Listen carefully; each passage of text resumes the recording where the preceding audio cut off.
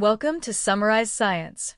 One of the biggest mysteries in the universe is dark matter, the invisible stuff that makes up about 85% of all matter.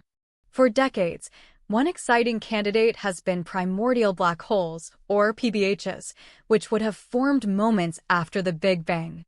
The standard idea has always been that they formed when incredibly dense regions of the early universe collapsed under their own gravity. Think of it like a cosmic clump of matter getting so heavy it squishes itself into a black hole. But a recent paper titled Primordial Black Holes from Primordial Voids asks a fascinating question. What if you could make a black hole from the opposite of a clump? What if you could start with a void, a region of less density? At first glance, it sounds impossible. How can something collapse if there's less stuff there to begin with? This is where the new research gets really interesting, using powerful supercomputer simulations to see what happens. As you can see in these images from the paper, a deep primordial void isn't totally isolated. It's surrounded by a shell of matter that is denser than average. Over time, gravity and the pressure of the surrounding universe cause this shell to contract inwards. Instead of just quietly filling the void, the shell material comes crashing together at the center with immense force. This creates a powerful rebound, a temporary spot of extreme density.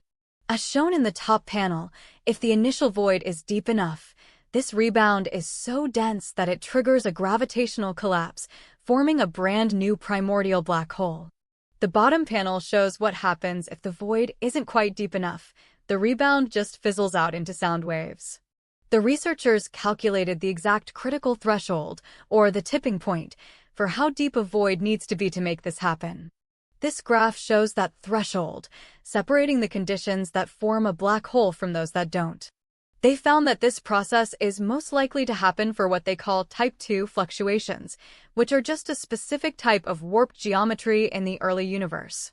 Amazingly, they also discovered that the black holes created this way follow a similar predictable pattern to those made the old-fashioned way. The mass of the resulting black hole is directly related to the initial properties of the void, just as it's related to the properties of a dense clump. This shows that void formation isn't some chaotic, random process, but a viable and consistent physical mechanism. So, let's recap the important points. This study establishes a completely novel way for primordial black holes to form, starting from under-dense regions, or voids. This rebound mechanism is driven by the collapse of a shell of matter surrounding the void. This means that when scientists are trying to figure out how many primordial black holes might be out there, they can't just count the dense clumps anymore. They now have to include the voids, too, which could significantly change the estimates for how much dark matter could be made of PBHs. This opens up a whole new area of research into the signatures these void events might have left behind in the early universe. It's a fantastic reminder that the universe can be counterintuitive, and that sometimes you can get something from almost nothing. Thanks for watching Summarize Science.